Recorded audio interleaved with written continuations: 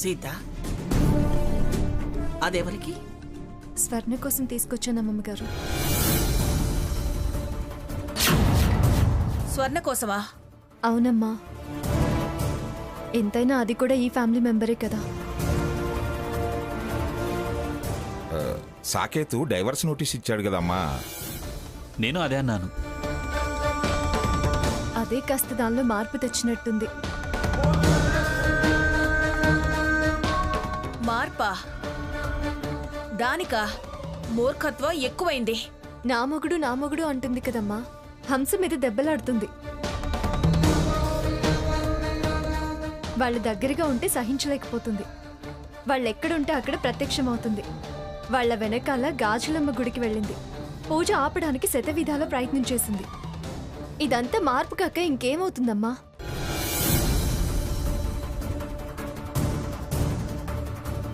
పిచ్చి.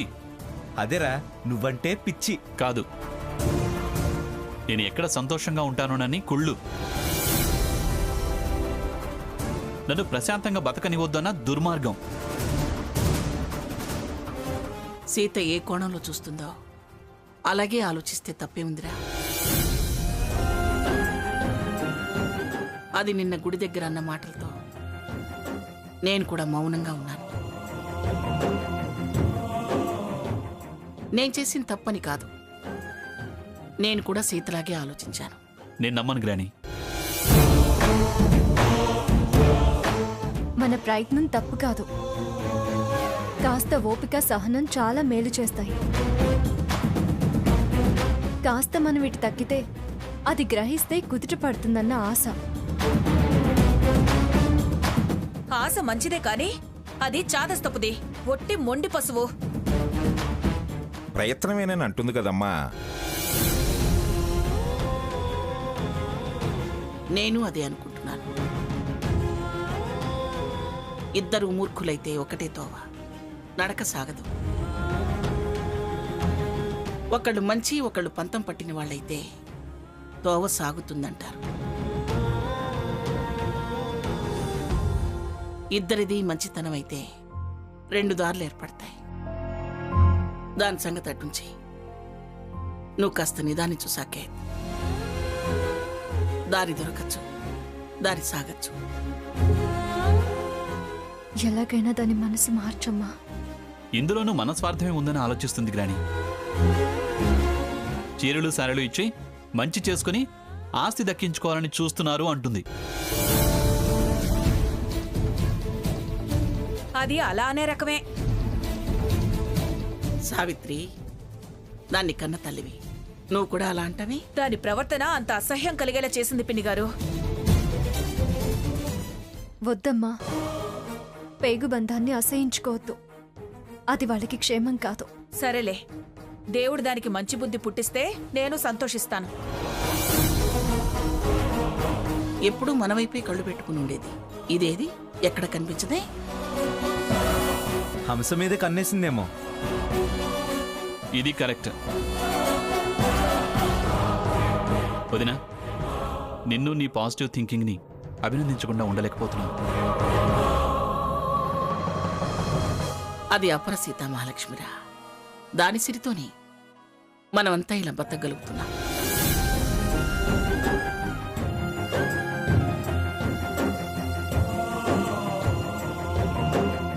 సాకేత్, స్వర్ణ వస్తుంది. సాకేత్ ప్లీజ్ తీసుకో. సాకేత్ తీసుకో. తీసుకోరా.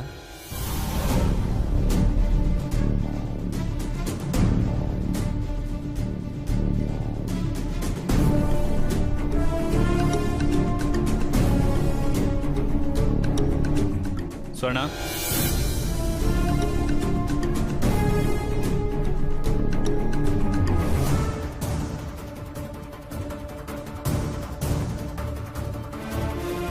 సాకేత్.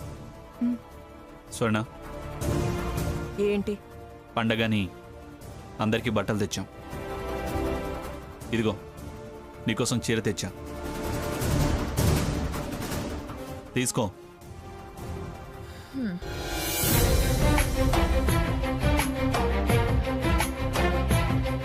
అమ్మయ్య.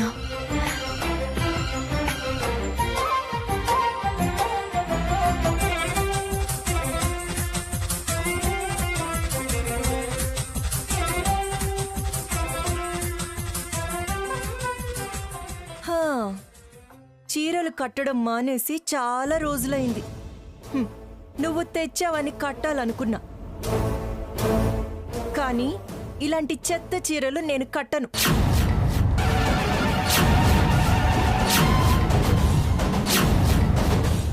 నాకేమీ అవసరం లేదు. ఇది కట్టి నా లెవెల్ తగ్గించుకోవాల్సిన అవసరం నాకు లేదు. ఎవరికి కావాలి ఈ ముష్టి చీర?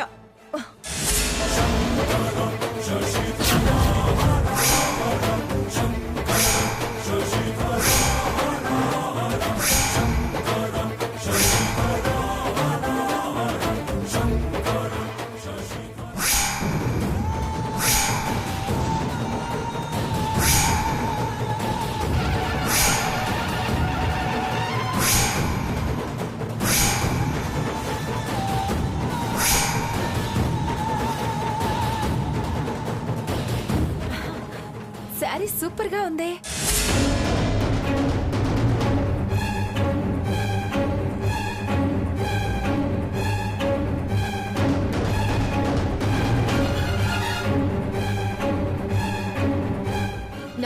నా మొగుడు అని వెంపర్లాడతావు, తగులాడతావు. చీరిస్తే అలా విసిరి పారేసావేంటే? విసరక ఏం చేయమంటావు ఈ వెధవ చీరని? నార్మల్ ఏం కూసేవే? వాడెంతో ప్రేమతో పసుపు కుంకంగా ఇచ్చిన చీరని పెద్దవ చీర అంటావా? భర్త చేతుల మీదుగా ఇచ్చిన చీరని వెధవ చీర అన్నదాన్ని ప్రపంచంలో నిన్నొక్కదాన్ని చూశాను. ఛీ!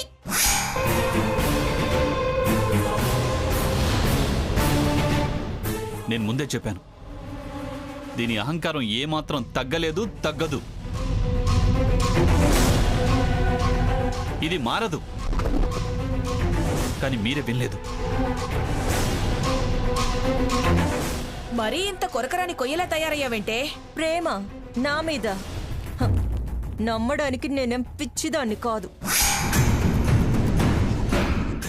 ఈ శారీ ఇవ్వడం వెనకాల చాలా పెద్ద స్టోరీయే తయారు చేసుకున్నట్టున్నారు.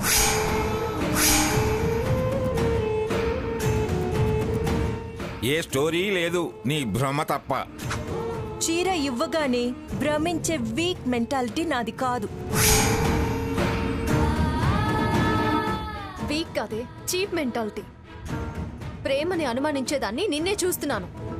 అంత అర్థం చేసుకోలేని దానివి నా మొగుడు అని వెంటపడ్డం, అవతల వాళ్ళని వేధించడం ఎందుకే? నీ వెంపర్లాట చూసి మార్పని పొరపాటు పడ్డాను. అది నా బుద్ధి తక్కువతనం. చూడు, మగాడు మెట్టి దిగొచ్చాడని అధికంగా బెట్టి చేస్తే చాలా నష్టపోతావు. అది ఆలోచించుకో. దీనికి బుద్ధి లేదు, ఆలోచించే శక్తి లేదు. శాడిస్ట్. దీని మూర్ఖత్వం మారదు. మారిందనుకున్నా, మార్చాలని చూసినా వెర్రితనం అవుతుంది.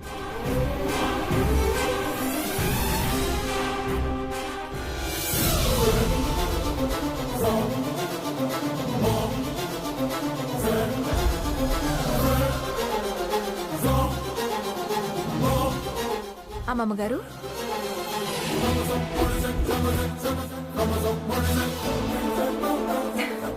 ఈ శారీ నాకు చాలా బాగా నచ్చింది.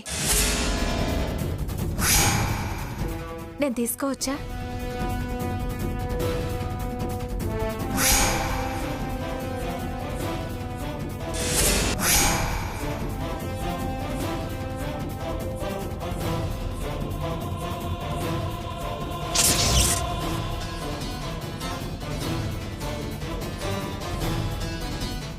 ఎవరికేది ప్రాప్తమో తీసుకోమా.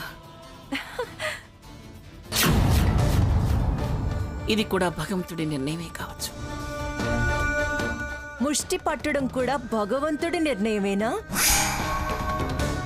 ఒకరి దృష్టిలో ముష్టి, అదే ఇంకొకరి దృష్టిలో బహుమానం. ముష్టి పట్టి బలిని పాతాడానికి తొక్కటం కూడా ఆ భగవంతుడి నిర్ణయమే. హ, తొక్కేం కాదు.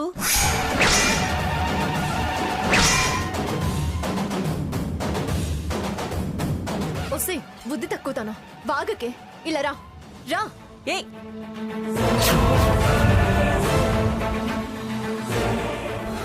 ఏయ్, ఏయ్, ఏయ్ రావే, రా ఏయ్, రా. ఎందుకలా లాక్కొచ్చావు?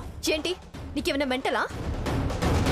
అవతల డైవర్స్ నోటీస్ పంపించిన వాడు తనకు తానుగా తగ్గి మనసులో ఏం ఆలోచన వచ్చిందో నీకోసం చీర తీసుకొస్తే అలా మొహాన విసిరి కొడతావా? లేకపోతే నా కోసం తెచ్చావా? ఆహా నా మొగుడా, ఓహో నా మొగుడా అని చెప్పి ఎగిరి గంతులేసి చంకనెక్కాలా? భజన చేసి కాళ్ళు మొక్కాలా? ఇప్పటిదాకా కేవలం మా మీద కక్ష మాత్రమే కట్టి మూర్ఖంగా ప్రవర్తిస్తున్నావు అనుకున్నాను. కానీ ఇప్పుడు నువ్వు చేసిన పనితో పిచ్చి ముదిరి నిన్ను నువ్వే మర్చిపోయి ప్రవర్తిస్తున్నావని బాగా అర్థమైంది. ఏంటి నీకు అర్థమైంది? నాకు పిచ్చని అర్థమైంది, కానీ వాళ్ళు ఆ హంస పిచ్చిలో పడ్డారని అర్థం కాలేదా? హంస పిచ్చిలో పడితే నీకు చీర ఎందుకు తెస్తాడే? వద్దంటే ఒప్పించారని అంటున్నాడు కదా. నీ బుద్ధి తెలిసి అలా అన్నాడు. ఆహా, అసలు వారి బుద్ధి ఏంటో. నీ బుద్ధి లాంటిదైతే కాదు. సీత,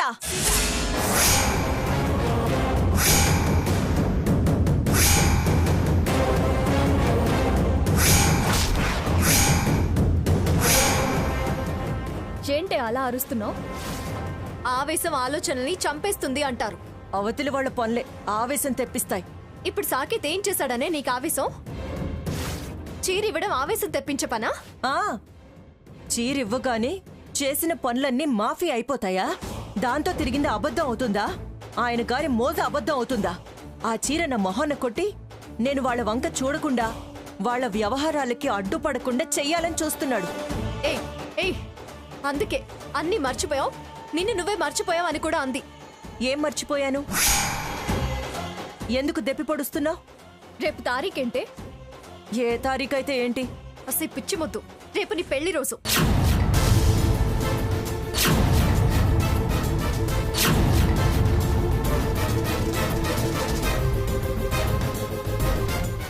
అది గుర్తుంచుకొని నీకు శారీ తీసుకొచ్చాడంటే నీ మీద ప్రేమ ఉన్నట్టే కదా. నువ్వు వద్దన్నా, నిన్ను వద్దనుకున్నా, నీ పెళ్లి రోజని నీకు గిఫ్ట్గా తీసుకొస్తే దాన్ని విసిరి పారేసి అవమానిస్తావా? సంసారం ఏం సంబడంగా ఏడ్చిందని పెళ్లి రోజుని మురిసిపోవడానికి? అయిందమ్మ పెళ్లి, పోయాడమ్మ మొగుడు అన్నట్టుంది నా బతుకు. పిచ్చి వాగుడు వాగకు. నీ మూర్ఖత్వం సాకేత్ని చాలా హర్ట్ చేసింది. చీర విసిరితేనే హర్ట్ అయ్యాడే, నా గుండెలు చీరాడు. అవన్నీ మర్చిపోయి శారీ తీసుకొని సారీ రా మొగుడా అనాలా? ఇలా ఎడ్డామంటే తెడ్డామనే ఇక్కడి దాకా తీసుకొచ్చాం. నువ్వుగా మారకపోతే నిన్న భగవంతుడు కూడా మార్చలేడే. మారి దేహి అని మోకాళ్ల మీద వంగి నమస్కారం పెట్టాల్సిన అవసరం నాకు లేదు. ఆయన గారు ముందు దాని సావాసం మాని బుద్ధిగా ఉంటే ఆలోచించి క్షమించి ఏం చెయ్యాలో అప్పుడు ఆలోచిస్తా. ముందు నిన్ను సాకేత్ క్షమిస్తేనే కదా.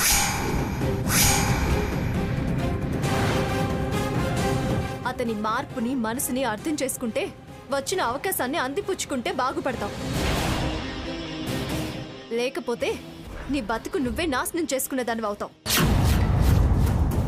తెగేదాకా లాగకు. కట్టిన తాళి దారం అనుకుంటే తెగుతుంది, బంధం అనుకుంటే తెగదు. ప్రమాణాలు చేసి కట్టింది ఆ మహారాజే. అది ఆలోచించుకోమను. డైవోర్స్ నోటీసు తప్పని చెప్పు, విత్డ్రా చేసుకొని కాంప్రమైజ్కి రమ్మని చెప్పు. ఎప్పుడు నాకు చెప్పడం కాదు, కాస్త అట్టు కూడా చెప్పి ఆ బుర్రలో పురుగు కాస్త తీసి బయటపడే. పురుగు పడింది సాకేత్ బుర్రలో కాదు, నీ బుర్రలో. అవును, నీకు నా తప్పులే కనిపిస్తాయి. వాళ్ళు చేసేది, వాళ్ళ వెనకాల ఉన్నోళ్ళు చేసేవి కనిపించవు. ఆఖరికి తమరు కూడా. అయినా నాకు తెలియక అడుగుతున్నా, నువ్వు కూడా ఆ హంసని సమర్థిస్తున్నావు, సపోర్ట్ చేస్తున్నావు. ఎందుకు? అది నీకు అంత కావాల్సిందయ్యిందా? నా ముందే నా చెల్లివైతే బాగుండని నువ్వు, నాకేం అభ్యంతరం లేదని ఆవిడ, వరుసలు కలిపి అది పిలవడం, మీరు మురవడం. అది నా భర్తని విడిపించుకొచ్చింది, నిర్దోషిగా నిల్చోబెట్టింది కాబట్టి అలా అన్నాను. అది కూడా తప్పేనా? అసలు దానికి కారణం మీ బావకి దొంగతనం అంటగట్టింది మీ అమ్మ మా భాగీరథే కదా. దాన్ని నువ్వు సమర్థించగలేంది? నేను హంసని చెల్లనడం తప్ప? నువ్వన్న చెల్లి వేరు, అది ఊహించుకున్న చెల్లి వేరు. నీ ఊహలకి నేను సమాధానం చెప్పలేను. నీ సమర్థింపులు సలహాలు నేను అంగీకరించలేను. మంచి కోరి చెప్పా, వింటే బాగుపడతాం, సర్దుకుపోతే సంతోషపడతాం, లేకపోతే నష్టపోతాం. తర్వాత నీ ఇష్టం. ఆరాట పడగానే సరిపోదు, ప్రయత్నం కూడా ఉండాలి.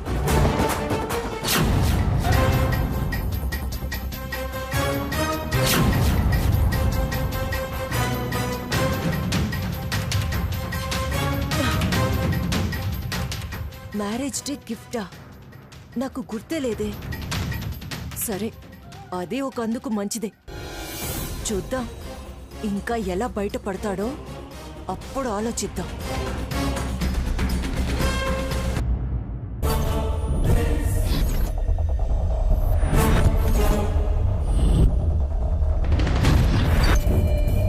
నువ్వు వద్దన్నా, నిన్ను వద్దనుకున్నా, నీ పెళ్లి రోజని నీకు గిఫ్ట్గా తీసుకొస్తే దాన్ని విసిరి పారేసి అవమానిస్తావా?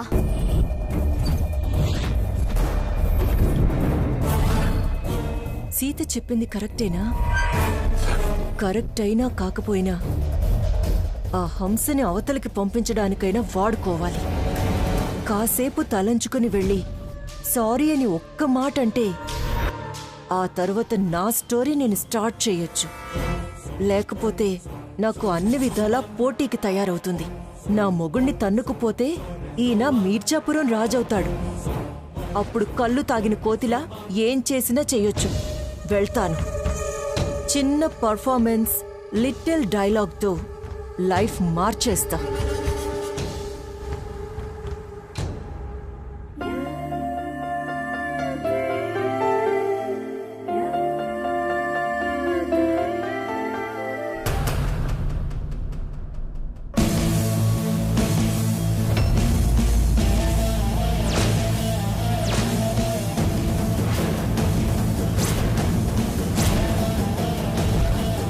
ప్రేమ దోమ పెళ్లి రోజు కానుక అన్నాడుగా, ఇప్పుడేం సమాధానం చెప్తాడో చూస్తా.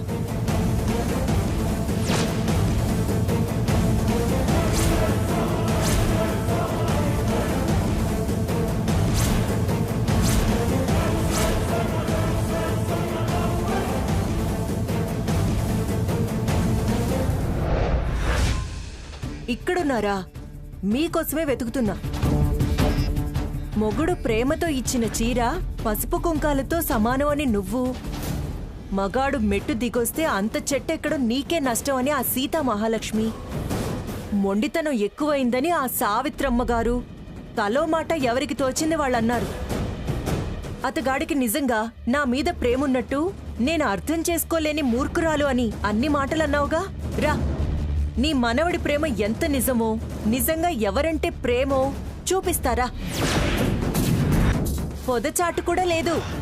పబ్లిక్ గానే బరి తెగించి ఎలా ఒకరిని రాసుకుని ఒకరు ఎలా ఇకలు పక్కపక్కలు వల్లిస్తున్నారో రా చూద్దు గాని.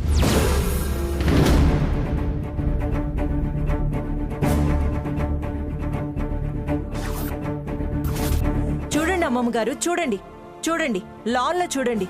కళ్ళు బాగా పెద్దవి చేసుకొని చూడండి. ఎందుకు చీర విసిరి కొట్టానో మీకే తెలుస్తుంది. ఒకసారి నువ్వు చూడు.